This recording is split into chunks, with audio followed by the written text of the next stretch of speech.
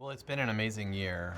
Our entire team has been really dedicated to hosting APEC in a way where we wanted to make APEC proud and the other member economies proud. And so, when we think back to the informal senior officials meeting in Honolulu, a big part of our focus was to listen to the other economies, to take stock of where they wanted to go this year.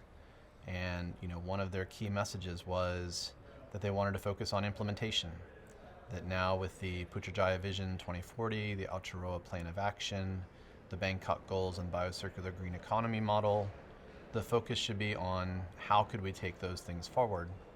So I think as we went across our year from Honolulu to Palm Springs to Detroit to Seattle and to here, it's really been an amazing journey to try to find ways to advance implementation, whether that's through new consensus just energy transition principles or principles on sustainable agri-food systems or a new framework on anti-corruption or a disaster risk reduction plan. I mean, these are all, I think, tremendous outcomes from our host year.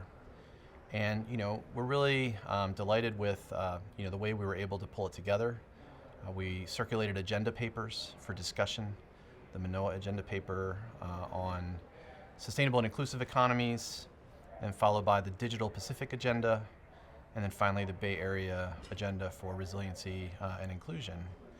And for that all to have added up to a consensus leaders declaration today, the Golden Gate Declaration, which really captures all of these things that APEC economies collaborated on to do this year in the U.S. host year is really, really exciting. Well, I think we really tried to take our cue from Thailand last year with the Bangkok Goals on Biocircular Green Economy and to note that sustainability has got to be a really important part of our economic growth model going forward. That we had to take a very comprehensive approach to what we were trying to do. And similarly, inclusion has been such a big part of APEC for its entire history. We're very proud of the U.S. legacy of having launched the APEC Women and Economy Forum in our last host year in 2011. And so it was very clear very early on that for all of our line agencies across our entire government, and for all of the other stakeholders that we were engaging in the private sector and civil society, sustainability and inclusion would be really, really critically important. So then it was really a matter of bringing resources to bear to try to leverage our ministerial meetings to advance those agenda items. And that's where the Just Energy Transition Principles or the Sustainable Agri-Food Principles came in.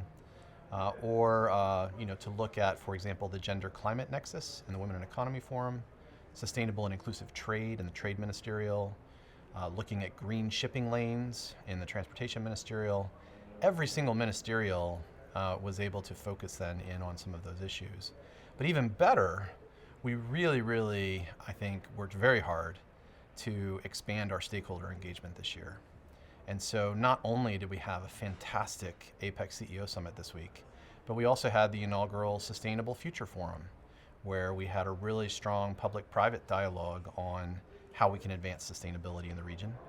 And on the inclusion side, we had this amazing APEC multi-stakeholder forum that, of course, the Secretariat really took a key role in planning and executing along with our partners here in San Francisco, bringing in stakeholders from across the region to discuss the challenges of a just energy transition.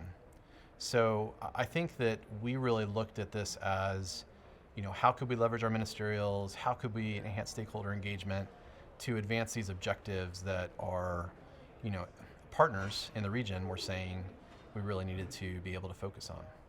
We've already worked very hard with Peru, the 2024 host, and with Korea, the 2025 host, to talk about some of the things that we've done this year, where we think there's good synergies with their host economy goals.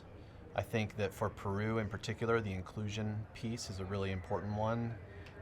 For them, for example, moving as many people as possible from the informal sector of the economy into the formal sector of the economy is critically important. I think on the, for Korea, They're very focused on digital issues, so I'm really excited that we were able to kind of restart the discussion in APEC on digital issues.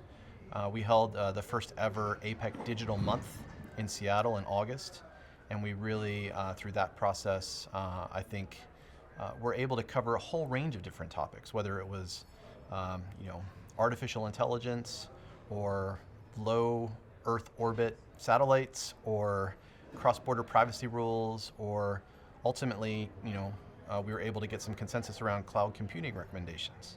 So I think we're also looking forward to working that through with Korea. But more importantly, beyond the policy outcomes, I think that APEC has shown in the last few years how it can be an incredibly relevant and useful and helpful organization for advancing economic growth in the region, that does advance open trade and investment, advances strong innovation and digitalization, and then strong, secure, balanced, sustainable and inclusive growth. Because if we can continue to come together like this and continue to share best practices and build on our legacy of the last 3 decades, then I think we have a really great chance to continue to be, at this moment in time, a really key multilateral organization in the world.